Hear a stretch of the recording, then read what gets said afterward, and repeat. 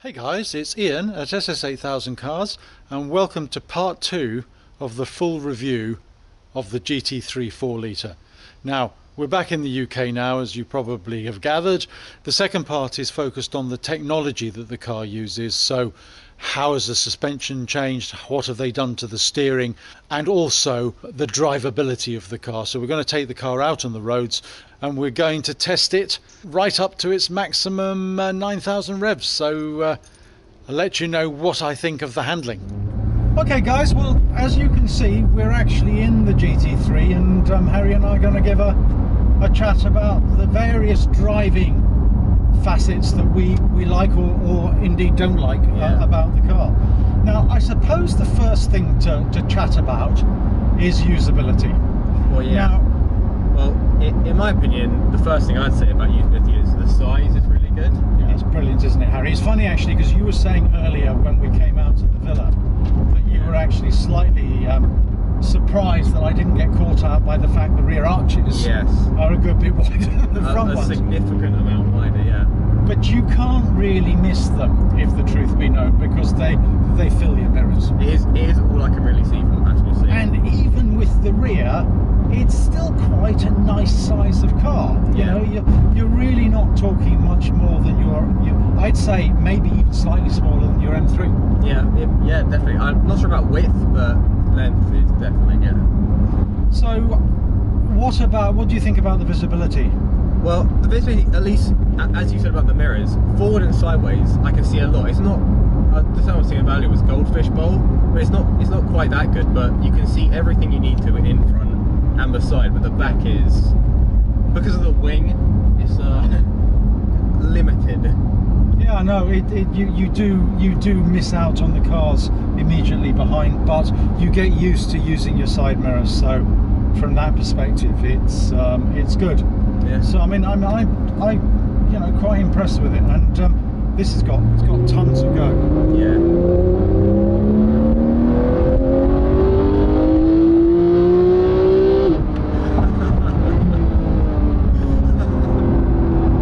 As I said. Yeah. Now you can prep it out. That is a big difference. So we're up to 7,000, and the way I describe it is it zings. Yeah. But we'll talk about the engine in a minute. The great bit about this car, from my perspective, is the suspension. Yeah. You know, they've stiffened the front suspension, and really that gives much better feedback through the steering. I drove the previous generation 991, and I think the steering is better in this, although I would caveat that by saying it's a while since I was in the first generation, so you know, your mind does get a bit dusty. It's also really helped with the high-speed stability. I know of no other car on the road that is as well planted as this. Just utterly unbelievable. I mean, I absolutely love driving this car around the country lanes. So just fantastic. Do you know what changes they made roughly?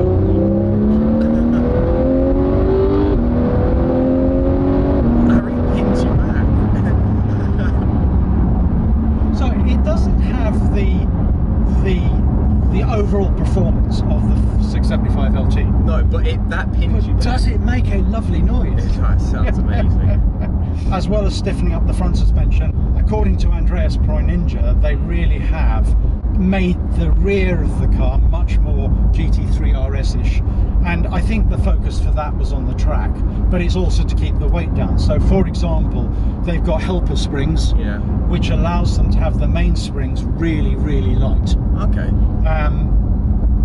I can only go by what he says, but he said, you know, it's very difficult to tell the difference between the rear suspension on this and the rear suspension on the GT3 RS, which I must admit is about as big an accolade as you can give a car. Yeah, well, the good thing about having the help springs means obviously you can have lighter springs, which means you can have a more compliant ride, you can have more grip in the rear. Right. Because the softer the spring, the more effectively grip you can dial in. Yeah. No, and you know, one of the things about this car, and we'll talk about the noise a little bit later, but one of the things about this car is the ride is quite compliant. I was just going to say, we're on quite a comfy, it may have something to do with the seats, because these are also really comfy seats, but we're on quite a bumpy road right now, and it's okay, isn't it? It's nice, yeah. You know, it's nice, and I think on the smooth roads, it's really good, and you know, in terms of the ride and the handling, it sort of keeps the car really well balanced, and there's no roll. No discernible roll on the car, which I find, you know, is really quite amazing on a car that runs across a really rutty type of road, as well as this is a bad road, even in one of the SUVs that we have. Yeah. Okay, so limited slip. Yeah. How? Because obviously you can't have mechanical or electrical. I'm presuming this electrical. Yeah. Now this is really interesting because in the GT3 they split it between the PDK, which has an electronic, right? Excuse me, differential. That is quite bumpy. Has an electronic differential, and the manual, which is a mechanical differential. But obviously, the advantage of the electronic system is it will react faster to you than you will, and it will ensure that, you know, you get the maximum footprint at the rear. Yeah. So you're really applying the power to the side that needs it the most. So do you know if there's a reason for them doing mechanical on the manual versus electric? Do you know, what I do know is I need to put the front end up. That is also something that is also worth mentioning, like how quick that system is. Like compared to the McLaren, it's a very quick system. Like it does raise in a few seconds. It does, which is helpful. But even although I say that, I have still scraped the front of the spoiler on numerous occasions. Okay, so, you know, we're give a bit of enchilada. It's just such a nice, it's a nice responsive car. Honestly, it sounds so good now. You can rev it out. That sounds amazing. And you know, it pretty much goes exactly where you tell it to. The steering feedback is absolutely fantastic, and it has tremendous poise. So it really feels good. So is this a hydraulic steering rack, I guess? It's an electronic steering rack, and that is combined with the rear wheel steer. So I think that does make it much more agile than it would otherwise be. Because it's just a lovely car to drive fast. Because I've always heard that electronic steering racks didn't have as much feel as a hydraulic, which is why I just and all the reporters, the journalists that had these cars out initially, going back a couple of generations, said they were disappointed that Porsche had put an electronic steering into the GT3 because it ruins it. The feedback just isn't as good. But this is, in my opinion, I have to say this is as good as it gets. And certainly going back a year now, when Matt Pryor from Autocar tested the car, he said he thought it was as good as you get as well. So, you know, from that perspective, you have to go with the experts, I guess. And I've not myself experienced better feedback in a car. It's better than the McLaren. The McLaren does give you feedback, but the McLaren is just a little bit too light for me. So you don't get the perfect, it's more difficult to place. I mean, don't get me wrong, we're talking about small percentage points here. So I honestly would give this 99%, whereas the McLaren 96%. You can't, I'm not being overly critical in saying, if I say to you in isolation 96%, you say, oh, well, then that's really good then. Yeah. Okay, so, you know, engine. Well, first of all, it sounds amazing. It does. It generally, that's got to be the biggest point for me. Doesn't it sound amazing? I couldn't agree with you more. It's a lovely sounding engine. And of course, we mentioned earlier to the guys that we're talking about 500 HP, 493 bhp. Yeah. But I think the big difference with this car is simply that you get 339 pounds-foot of torque, which in the real is quite a lot. I mean, it's still not up there with the McLaren in any way. I think it's over 600, but that's the turbo for you. It does allow you to gain speed incrementally without having to change down the whole time, because you can ride the wave of torque. It's definitely more than enough to pin me in the seat. Like when you accelerate, it holds you back. It's got a nice feel to it, hasn't it? I mean, it just sort of, you feel like there's always been a bit of an argument about, or discussion about, what constitutes a supercar and what constitutes a sports car. And I've always said, well, you know, these are top flight sports cars. Yeah. But I think you've also got to take into account what they're capable of doing on the track, as well as their ultimate acceleration times. Yeah. And there is no question that this thing would be very quick round the Neuschleifer. No, I mean, from, you know, from the passenger seat, this feels planted. it just feels, and it feels planted. Yeah, that's exactly right. So, last topic maybe is noise, and that's quite appropriate. Yeah, that's the big. Honestly, that's the biggest thing on my mind. It is amazing. You can just hear it wants to go.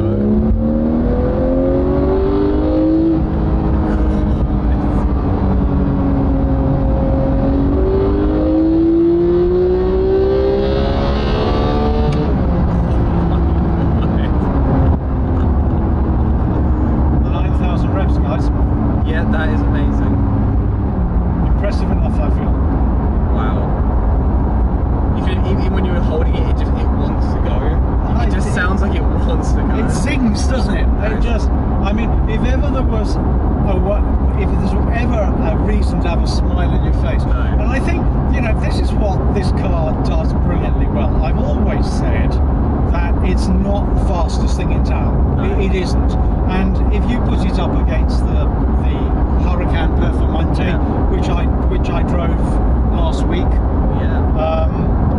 it's not as fast. I mean, it just isn't as fast. And the Performante sounds good, but this just somehow, it's a combination of ride, handling, noise. It just, the engine totally zings. It's a beautiful car to drive, and you feel very confident in it when you're driving it quickly, because the steering inputs are easy and the feedback is so good. Would you say it's something like the Golf in that case? It's fairly easy to drive quickly. Yeah, I'd say so. The only thing about it is, of course, it has an extra dimension in terms of performance. So whilst you get used to the Golf's power, in this, it does still surprise you quite regularly. Okay, I suppose if there was a disadvantage, and you have to read this in context, other than maybe the lack of outright pace. If there was another disadvantage, is it isn't the quietest of cars on the road. No, it is loud. Well, I mean, I was listening to you chatting there at 85, 90 miles an hour, and I was having to concentrate quite hard to make sure. Now, that may be because I'm going deaf, of course, but no, I think it's just generally noisy in here. I think it's generally noisy in here, especially if you've got the loud button on the exhaust system, which we have. And you know, at 80, 90 miles an hour, you have to speak up to be heard. But it's really the only Achilles heel of the car, because again, you'd have to say that maybe the lack of outright pace is only relevant when you're comparing it to something like a 675 LT, which of course you could have almost 3 of these for that. Yeah, exactly. So it's not fair to say this at the price level. Really, there's nothing else. I don't think there's anything else out there that truly competes with it. No, I think it's. So I was just gonna say, going back to how loud it is. Do you know if it's any louder than the previous gen or not? Because I don't remember. I can't remember if I have been in the previous gen. The previous gen was loud. Oh, okay. So I think it would be wrong of me to sit here and say, yeah, it was definitely louder. It may be slightly louder, but not that you'd notice. In terms of the engine noises and the general noise that filters through from the road into the cabin, noise, wind, etc. So I mean, I do genuinely think that it's acceptable for this sort of track car. And I mean, we've had 2 other really sports track specialists. The first was the Speciale, which, you know, we loved, but it was noisier than this. You know, at 70 miles an hour, you had to speak quite loudly. You had to shout at each other. It really was quite loud. So I take the view that it's not really fair to compare this with the Golf R in terms of the noise that comes in, because the Golf R it's meant to be an everyday car. You could use this every day within that limitation. I'm seriously hoping that this driver video gives you a good feel for what it's like to be in the car and some of the benefits of the Generation 2 991 over the first generation, which was an extremely accomplished and wonderful car. Yeah. I think what they've done a little bit, certainly from what I've read, is brought back the driver excitement into this, because the first generation was almost too good. Yeah. Whereas they kept that, but they've given a bit more feedback, maybe a bit more noise, yeah. and you know, refined the ride slightly, so it's not just an accomplished track car, yeah, but it's pretty damn good on the road as well. Very good road car. Hey guys, I'm back from driving the GT3, and really that concludes our full review videos of the GT3 4 litre. To sum up, I think the car is just completely epic. A very overused word, but in this case genuinely appropriate. I think for the price, the performance you get from it, the ride, the handling is just unbelievable. So I hope you've enjoyed that. Ian from SS8000 Cars signing off. Catch up with you next time.